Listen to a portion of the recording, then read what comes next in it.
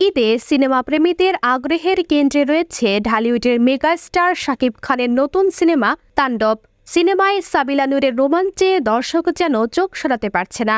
অন্যদিকে ১৭ বছর বয়সী পাকিস্তানের জনপ্রিয় টিকটকার সানাকে গুলি করে হত্যা। আজকের এই ভিডিওতে থাকছে শোবিজ আর বিশ্ব সংবাদের এক ঝলক।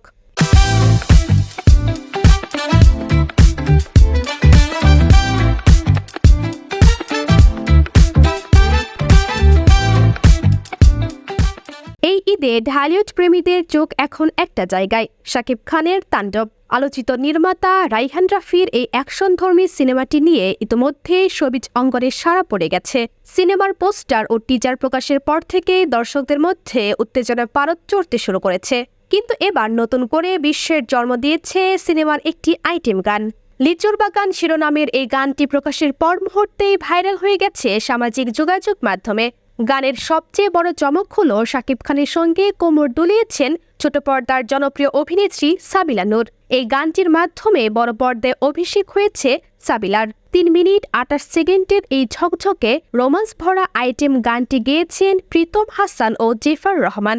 গানের শুরুতে দেখা যায় সাবিলা নূরকে বোল্ড লুকে বিয়ের পালকিতে বসে। এরপর শুরু হয় সাবিলা ও শাকিবের রোমাঞ্চ, যা দর্শকদের মধ্যে তৈরি করেছে ব্যাপক উন্মাদনা। তাণ্ডব সিনেমার গল্প আবর্তিত হয়েছে একটি টেলিভিশন চ্যানেলে ভয়াবহ হামলার ঘটনা নিয়ে।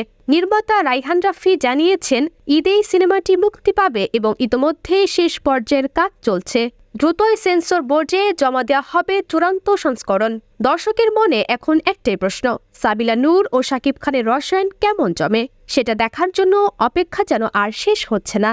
অন্যদিকে পাকিস্তানে নেমেছে এক মর্মান্তিক ঘটনার ছায়া। মাত্র ১৭ বছর বয়সী জনপ্রিয় টিকটকার সানা ইউসুফকে গুলি করে হত্যা করা হয়েছে। ঘটনাটি ঘটেছে রাজধানী ইসলামাবাদের G13 সেক্টরের সুম্বল থানার আওতাধীন এলাকায়।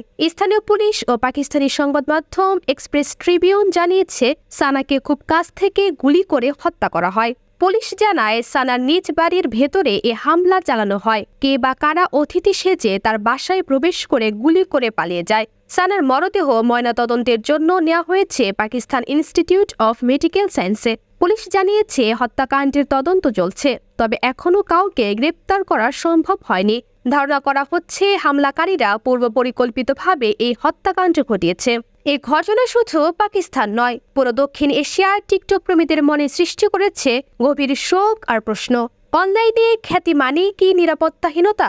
একদিকে ঢাকায় সিনেমার রঙিন রূপালী পর্দায় ফিরে আসছে তাণ্ডব, আরেকদিকে পাশের দেশেই থমকে যাচ্ছে এক তরুণ প্রাণের স্বপ্ন। বিনোদন জগৎ যেমন আনন্দ দেয়, তেমনি বাস্তবতা আমাদের নাড়িয়ে দেয় ভিন্নভাবে।